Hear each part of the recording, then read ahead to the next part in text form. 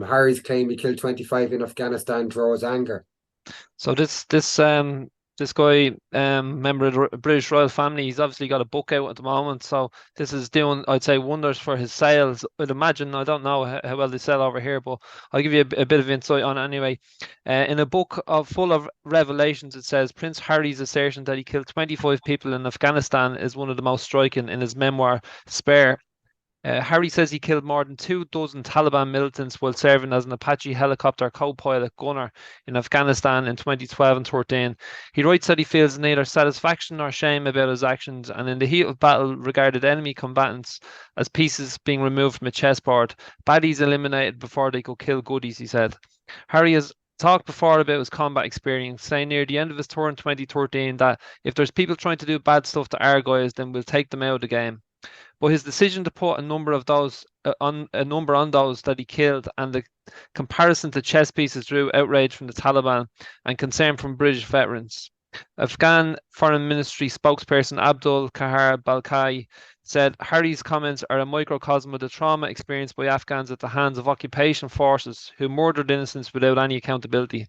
Some have questioned whether Harry could be sure of the toll, but Harry said he reviewed videos of his missions, and in the era of Apaches and laptops, technology let him know exactly how many enemy combatants he'd killed. I don't think it's wise he said that out loud, says Royal Marines veteran Ben McBain, who knows Harry from their military days. He's already got a target on his back. Tens of thousands of British troops served in Afghanistan, and more than 450 died between a US led invasion in 2001 and the end of UK combat operations in 2014. He's also described how he thought about the IRA assassination of Lord Mountbatten during his training. So he's got a lot to say. It's a caricature that he likes to paint of himself as this kind of military figure, for some maybe type of relevance. I think I'm not too sure what people really get out of the British royal family, but this is kind of outrageous, really, that he's using this to glorify himself. Really, like is it a war crime? Who knows? Like, I mean, what's the context of it? It's certainly not something that you want to be highlighting. He aligned what he was doing with PlayStation games, and you get fun out of PlayStation games. So it's just he lives in a whole other world. He was raised in a whole other world. Respecting the plebs down there, I don't think is necessarily. He did say in another section of his book how he probably would have been quite bigoted until he met his wife. And when you look at his choice of Nazi uniform, he tried to blame that on his brother and his brother's wife, Nazi uniform that he wore out and publicly had photographs taken, etc. And when I say Nazi uniform, I mean a Nazi, a full regalia Nazi uniform.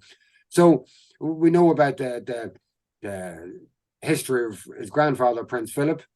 I just think that they're in a whole different world altogether. I'm not sure that I really care about the fact that he in particular did this, because we know from WikiLeaks that this was going on with the Americans, with the British. They were killing civilians. They were doing the most horrible, nasty things.